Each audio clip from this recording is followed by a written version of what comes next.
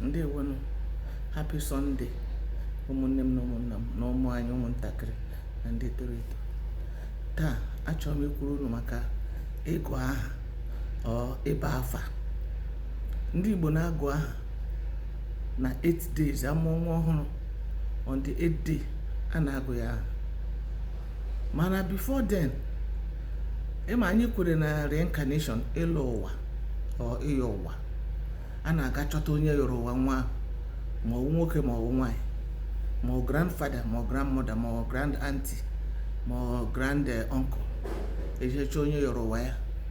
So on that 8th day a ga-akpọ ya aha. Before then, ịma ndị Igbo na-ewere umbilical cord nwatakịrị, nwa mụrụ ọhụrụ, a na-eji akụ okpuru osisi. Onwe ndị na-eji akụ plantain, onwe ndị na-eji akụ banana, onwe ndị na-eji akụ ọjị. Mgbe nwa ahụ toro ashị ya your umbilical cord, lekwa ebe eriri ya. Ịhụrụ ọjị a ọ gị nwe, ịhụ na plantain ọ gị nwe. So ndị Igbo na-eme ihe a before that 8th day. So on that 8th day, ọ na-awụ a very big occasion, giving the child a name, naming ceremony. So what happens on that day? Invited people will come, particularly the villagers. A na-enwe oriri na ọṅụṅụ. The food a na-eshi, the most food will ji, yam.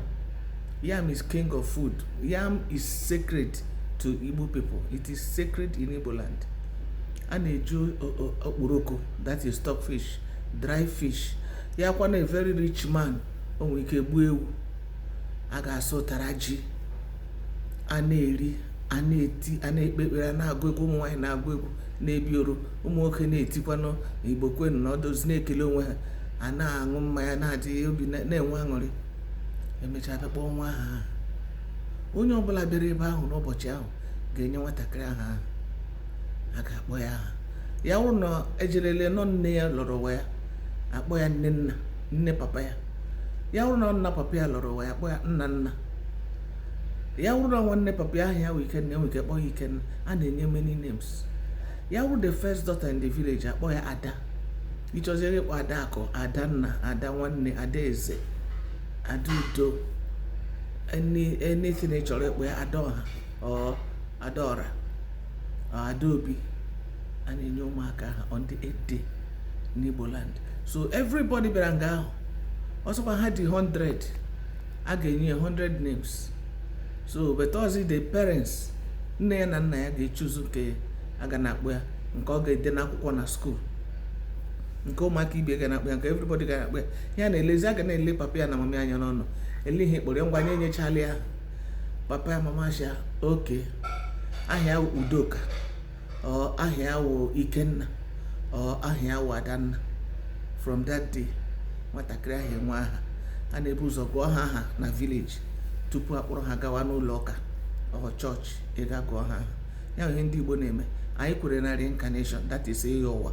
A na-ejeje lele mara onye yọrọ ụwa nwatakịrị. A na-elikwa umbilical cord, a na-eji ya akụ mkpụrụ osisi dowerie nwatakịrị, ma ọwụ ọjị ma ọwụ plantain, ihe ọbụla sọrọ ya wụrụ, a ga-eli ya n'ala dowerie ya. Then onye ọbụla ga-enye ya aha. Ndị mụziri ya ejizi aka ha were họrọzie nke ha chọrọ, ka ahụ ga-awe aha ọ ga-ebu until ya eto and marry and everything. Ndewonu.